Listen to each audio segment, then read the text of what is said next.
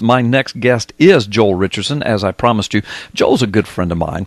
He helped me with my latest book, The Rabbi Who Found Messiah, and provided some interesting insight, and you can read his insight in that book. But he is a New York Times best-selling author. He is an internationally recognized teacher and expert on Bible prophecy and the Middle East. Joel lived for a long time in Israel and Egypt and Jordan and connected to some bigwigs over there.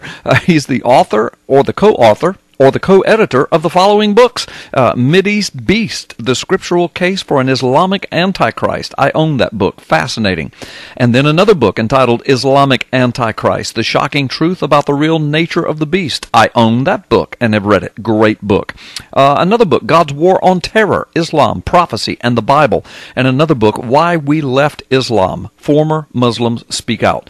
Joel has been featured on or written for numerous radio, television, and news outlets across the world, including the Glenn Beck Show, the Mike Huckabee Show, the Gordon Liddy Show, the Dennis Miller Show. Good gracious, it goes on and on and on. You can find him at the 3 W's, joelstrumpet.com. joelstrumpet.com. That's JOELSTRUMPET. joelstrumpet.com. Joel Richardson, welcome to Freedom Friday. Carl, good to be on with you. Well, it's good to be on with you, too. I enjoy talking to you over the phone, but I love it when we can get together over the radio, and I'm so glad that you took time out to be with us today. Listen, there's so much going on in the Middle East and around the world, and America's connection to it all, and Israel, and now Russia moving in on the Ukraine, and, I mean, man, we're living in prophetic times, aren't we? Absolutely. I think it's fair to say that we very well may be the generation that will see the return of Jesus. Well, you know, and I know you're not a date setter, and neither am I, but I agree with you, and I say that all the time. And if we're not the generation, Joel, I'm convinced that the generation after us will, and that we are the trumpet blowers for that generation. It's got to be soon. I mean, because of all the biblical prophecies that either have been fulfilled only in our lifetime or are being fulfilled right before our eyes. Before we go, I want you to comment on this, because you wrote a brilliant piece on it, and a lot of people have been reading or hearing little snippets about it. But tell us your take on these 529 Muslim Brotherhood operatives who are scheduled to be put to death in Egypt. What is all that about? I know that Arab Spring was kind of the Muslim Brotherhood uprising, but Egypt has kind of done a little about face. Give us the latest details. What's the inside scoop on all of that? Sure. Well, essentially, you had the first Egyptian revolution, and they threw off Mubarak and the Scarfs, which is the supreme, allied forces there, the military, and they put in the Muslim Brotherhood, and they're, of course, the radical Muslims. Then after about a year of putting up with them, realizing that it was horrendous cronyism, the people were suffering, it was only the Muslim Brotherhood that were getting all of the contracts and the kickbacks and these sort of things, the people rose up, and there was a second revolution. We were in Cairo this summer, about 2 weeks before the second revolution broke out, meeting with various leaders, really the largest Arab pastor in the world there in Cairo, various leaders, and they threw off the Muslim Brotherhood. And now what we've seen since that time has been what I believe is the fulfillment of a prophecy that very few people are looking to, which is Isaiah 19, verse 2. And so it speaks of a civil war coming to Egypt, and in fact that whole chapter really lays out what I believe we'll see in the years ahead in Egypt. And so right now you have, for the first time in history, conditions which even the Egyptian leaders are saying we are now seeing the beginnings of the fulfillment of the civil war in Egypt spoken of by the prophet Isaiah. And so you have this clash between the Islamists and those that want that want a more moderate, or even the Christians who certainly don't want an Islamist government. And the bloody clash that's taking place in Egypt now, I believe, is only going to get worse. And it has been bloody already. I mean, it's significant that whole country is deeply divided. Yeah, that's amazing stuff, Joel. So when you were in Cairo, did you smell it in the air? Were people talking about it? I mean, because you were there 2 weeks before it actually happened, the revolution. Did you feel it coming, know it was coming? Were people talking about it, or did it kind of surprise you? Oh, no, it was well planned. In fact, I'm kicking myself because we were in Tahrir Square, which is, of course, the square that is sort of the heart of the revolution. Right. And they were handing out flyers when we were there. for this next sort of protest. Well, of course, it turned out to be the largest protest in the history of the world, with over 30 million people taking to the streets demanding the overthrow of Mohammed Morsi and the Brotherhood. And, to be honest, Carl, I wish I had stayed. I wish I'd been part of that. Yeah. But, unfortunately, you schedule these things ahead of time, and the Lord's sovereign, so we entrust it to Him. But, yeah, it was clear that, and in fact, the church has been praying, and the church knew they had been given prophetic words. They knew that this was about to take place. The Lord had really revealed it to His church there in Egypt. Wow. That is amazing stuff. Do you have any insight as to the Obama administration's reaction to this Muslim Brotherhood bloodbath that's getting ready to come at the hands of the Egyptian government, where they're going to put 529 of them to death? That's got to be some kind of record for a civilized, established government to put that many people to death at once. Probably some kind of a record. But what do you know about the Obama administration's reaction to it? Yeah, well, first of all, I'll just say this. In all likelihood, they won't put them all to death. It's sort of, they're putting on a show. I mean, it could surprise me and do that, but most of them will be appealed and this sort of thing. But with regard to the Obama administration, I probably need to be careful, but I have friends that are, I have one friend in particular he was one of the primary interrogators for terrorists that were coming into the country, for one of the primary departments there. One of the best assets the United States had, and his job was to write up reports for various Muslims that were in the country who had openly stated that their goal and their mission was to overthrow the government. Now, a lot of people don't realize this is part of Islamic theology, which is to say that they need to put out essentially their vision or mission statement somewhere. Now, it may be on some obscure Arabic website, in Arabic, of course, but he would find these statements, and so he had reports on all these Muslim Brotherhood operatives that were living in the United States. Right. Well, eventually the mandate came down that he was to essentially sanitize about a dozen reports, and so, this is from his higher-ups. So he had to literally remove this information from the reports, and all of these individuals were promoted, literally. I mean, this is not conspiracy theory. This is absolute fact. They have been promoted to consulting and policy-making positions in the American government, in the Obama administration. And, of course, we can name several of them. Right. A lot of people are aware of them.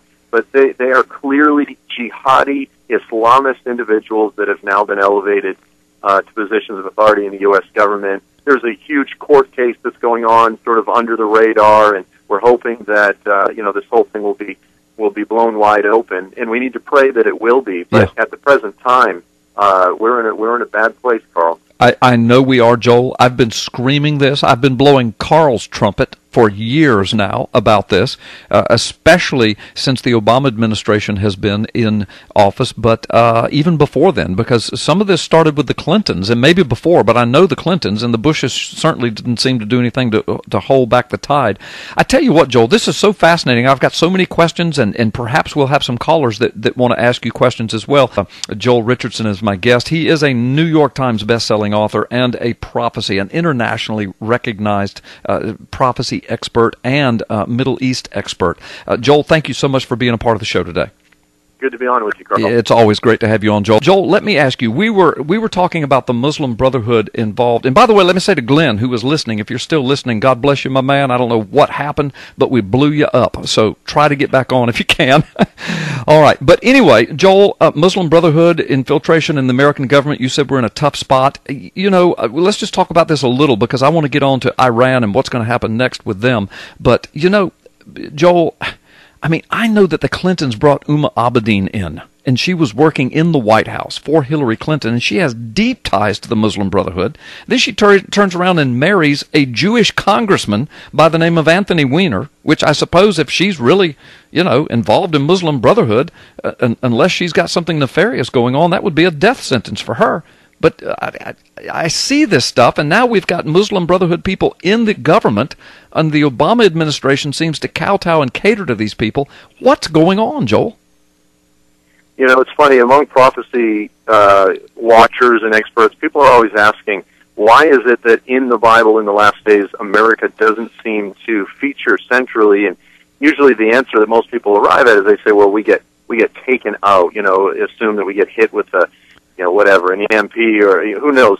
But the fact of the matter is that's certainly possible, but it's also quite possible that we simply are out of the picture because we are so hamstrung by multiculturalism and by all of these things that we simply sit it out. We're being advised by those that are literally our enemies that want to destroy us.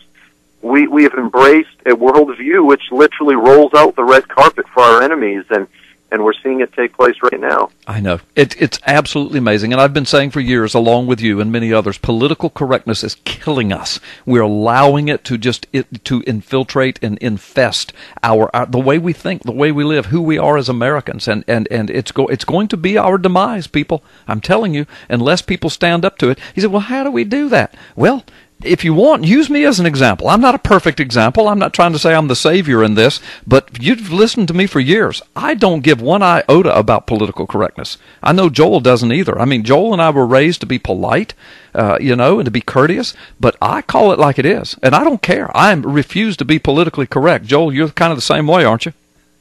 Yeah, unfortunately, yeah. I wasn't raised to be polite, so okay. So I'm still working on that. Okay, well, I was, and I try to be polite. In other words, I don't call people ugly names, but I refuse to kowtow to political correctness. By the way, I'm going to ask Mallory, who straightened out this mess I created and blew the phones up. Mallory, would you bring Glenn on so that he can talk to Joel, and I'll keep my hand off the buttons here. Glenn, you've got a question for Joel Richardson. Go ahead and shoot your question. Yeah, I'm actually two things.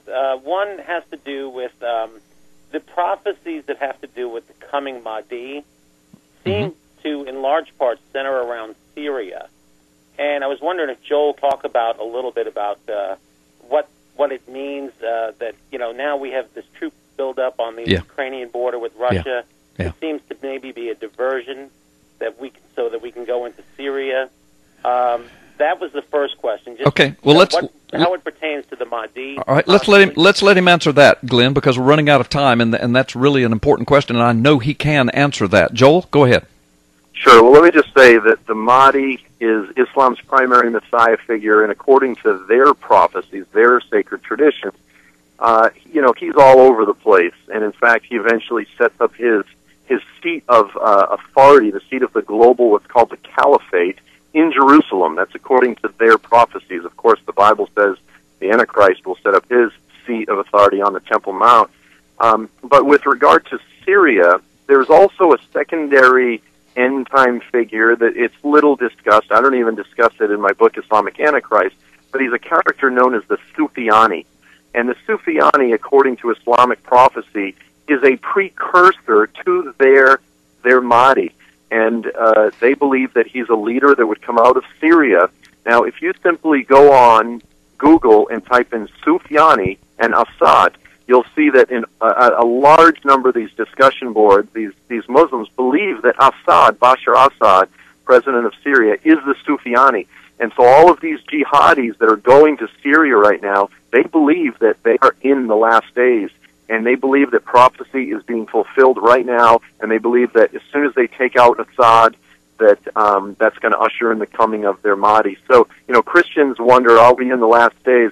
For a lot of Muslims, they believe that we are in it right now, and that's motivating much of these foreign fighters that are coming from all over the world to Syria. Yes, and you know what, Joel? Isn't it amazing? The Orthodox Jews also believe that we're living in very prophetic times, and they believe that who they're looking for as Messiah is soon to be on his way.